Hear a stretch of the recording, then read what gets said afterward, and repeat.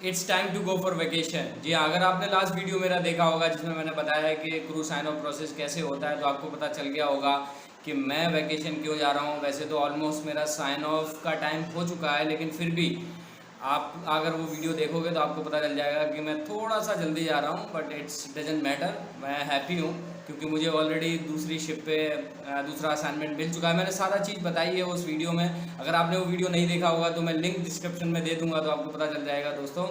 इस ब्लॉग में मैं आपको आगे बताने वाला हूँ कि सेंट मार्टिन जो कि कैरेबियन आइलैंड है, यहाँ से वाया यूएसए न्यू जर्सी होते हुए इंडिया जाने में मुझे क्या क्या ट्रैवल चैलेंजेस फेस करने होंगे, क्योंकि हर टाइम गवर्नमेंट कुछ ना कुछ रूल्स रेगुलेशन और कुछ अपडेट कर देती है अपनी पॉलिसीज़ में, तो वो सारा भुगतना पड़ता है क्रू मेंबर को। तो यही इस वीडियो में बताने वाला हूँ क्या क्या हुआ मेरे साथ। तो दोस्तों इस वीडियो को पूरा देखते रहिए। तो फ्रेंड्स आज ही निकलना है मुझे, और जाने से पहले मेरा अभी अभी टेम्परेचर चेक एक बार और हो गया। मतलब शिप से निकलने से पहले टेम्परेचर चेक होता है कि भाई बराबर है, कुछ फीवर वीवर तो नहीं है, कुछ कोविड सिम्टम्स तो नहीं है। और बाकी जो पासपोर्ट वगैरह है वो अभी क्रू एडमिन के साथ में दोबारा से एचआर में मीटिंग होगी। उस टाइम ऑलरेडी दिया गया है, तो वहाँ पे जाके मीटिंग पॉइंट्स पे जाके मिलना है और वहाँ पे पासपोर्ट वगैरह हैंड ओवर कर दिया जाएगा। और पोर्ट एजेंट जो है वो व्हीकल अरेंज कराएगा, जो भी ट्रांसपोर्ट है, और वो हमें एयरपोर्ट पे छोड़ेगा। तो आगे की जर्नी मैं आपको अपडेट करता रहूँगा। तो अभी बस वीडियो को लास्ट तक देखते रहिए आप। चलिए चलते हैं आगे, क्या क्या होता है मेरे साथ वो सब इस ब्लॉग के माध्यम से बताता रहूँगा दोस्तों, तो बने रहिए साथ।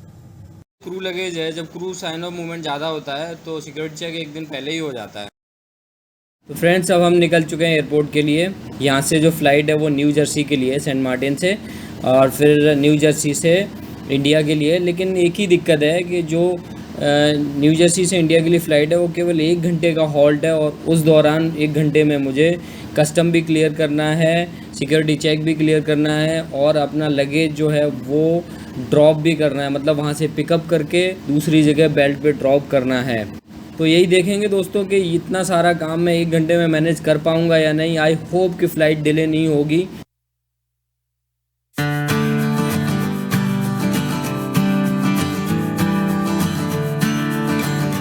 तो सेंट मार्टिन एयरपोर्ट आ चुका है, तो चलिए करते हैं एंट्री। फ्रेंड्स यहाँ पे मैं एक अपना इंसिडेंट शेयर करना चाहूँगा कि जब मैं सेंट मार्टिन एयरपोर्ट पे पहुँचा तो मेरे पास 2 लगेज थे, या चेक इन बैगेज 2 थे। हालांकि ज़्यादातर इंटरनेशनल एयरलाइन जो है वो 2 लगेज अलाउड करती हैं।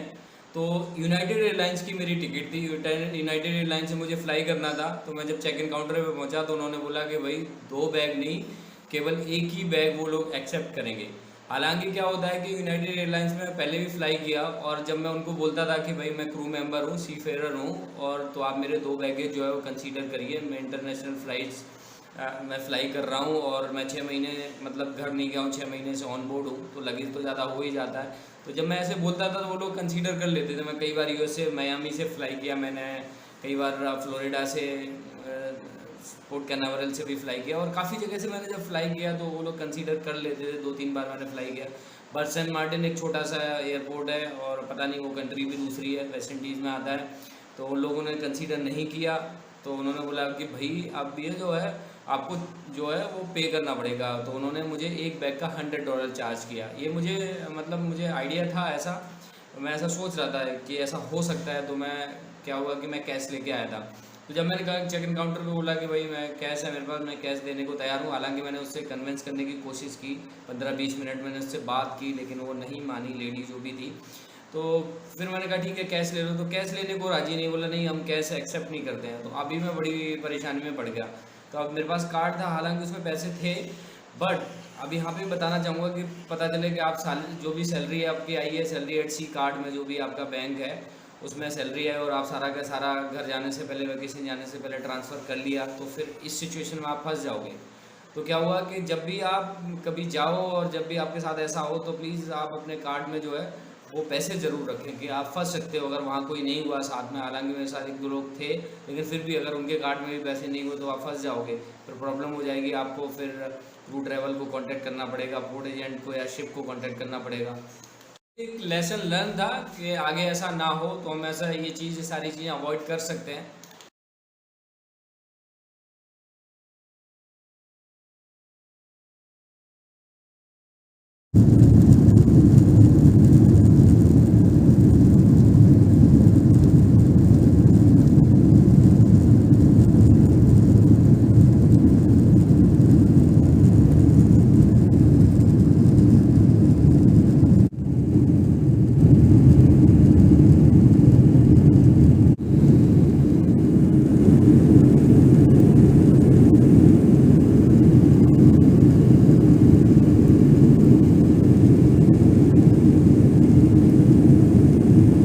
जब मैं न्यू जर्सी एयरपोर्ट पर पहुंचा तो मैंने आपको वीडियो में बताया कि मेरे पास 1 ही घंटा था जिसमें मुझे इमिग्रेशन कस्टम क्लियरेंस करना था और सिक्योरिटी चेक भी करना था और मेरा बैग जो है वो भी पिकअप करके दूसरी जगह डालना था बेल्ट पे। तो ये सारा काम मैंने किया, लेकिन टाइम बहुत कम था दोस्तों।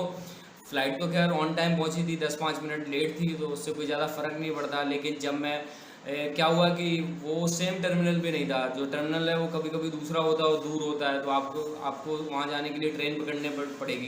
तो मैंने वहाँ से ट्रेन ली, वो भी पूछ के आपको कहीं कहीं बहुत सारी जगह पे पूछना पड़ेगा, तब आपको जाके ट्रेन मिलेगी। फिर मैं वहाँ गया, सारा क्लियरेंस करने के बाद जब मैं वहाँ पहुँचा चेक इन काउंटर पे, सॉरी जो गेट पे पहुँचा फ़्लाइट के, तो वहाँ पे क्या हुआ कि मेरे साथ एक इंसिडेंट ये हो गया कि एक फॉर्म भरना पड़ता है जब आप फ्लाई करते हो। तो मैं दिल्ली आ रहा था, तो एयर सुविधा करके एक फॉर्म होता है, वो दिल्ली गवर्नमेंट के लिए भरा जाता है और वो दिल्ली इंटरनेशनल एयरपोर्ट की साइट पे भरा जाता है। तो क्या हुआ कि सिप का जो वाईफाई था दोस्तों, वो 2-3 दिन से जो है वो सैटेलाइट डाउन हो गई और वो वाईफाई काम नहीं कर रहा था, तो मैंने ऑन बोर्ड तो भर ही नहीं पाया।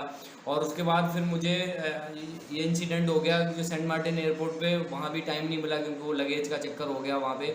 उसके बाद जब मैं न्यू जर्सी आया तो मैंने ट्राई किया, तो वो साइट पे प्रॉब्लम हो रही थी, कहीं फाइल साइज़ बड़ा हो जाता था क्योंकि टाइम नहीं था। तो फाइल साइज़ बड़ा है तो उसने लिया नहीं, फिर मैं उसको छोटा करने लग गया और केवल मेरे पास 5 मिनट बचे दोस्तों। क्यों, can you believe it, 5 minute में मैंने उसे जैसे तैसे फिल किया। मुझे लगा कि यार आज तो फ़्लाइट गई और मुझे यहीं पड़ा रहना पड़ेगा, क्योंकि फ़्लाइट जो सेम डे नहीं थी, वो नेक्स्ट डे थी। क्योंकि फ़्लाइट बहुत कम आ रही है, आपको पता है गवर्नमेंट ने रिस्ट्रिक्शंस लगा रखे हैं। वो जैसे तैसे मैंने किया, थोड़े 10 मिनट शायद फ़्लाइट डिले भी होगी, तो मुझे बड़ी मुश्किल से वो फ़्लाइट मिली दोस्तों।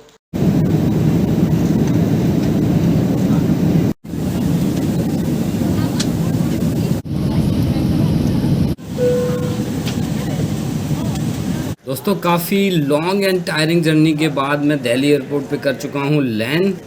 तो चलिए अब चलते हैं इमिग्रेशन की तरफ। तो दोस्तों ये है दिल्ली एयरपोर्ट का इमिग्रेशन, है ना खूबसूरत। लेफ़्ट साइड में आप सारी मुद्राएं देख सकते हो और आज ज़्यादा भीड़ भी नहीं है।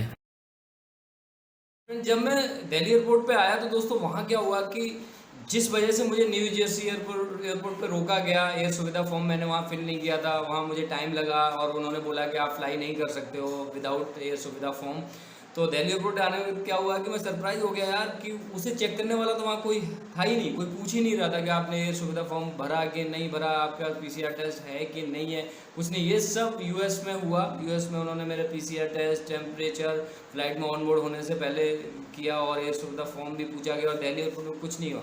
खाली उन्होंने मेरा ये जो बोर्डिंग पास था वो चेक किया, उस पर एक स्टाम्प मारी कि आपको जो है 14 डेज़ आपने खुद अपनी हेल्थ का जो है वो टेक केयर करना है, आपको घर पे खाली देख रेख रखनी है, क्वारंटीन के लिए भी नहीं बोला कि आप घर पे रहो और अपने हेल्थ को जो है मॉनिटर करो 14 डेज़ तक, बस इतना ही कहा गया मेरे से।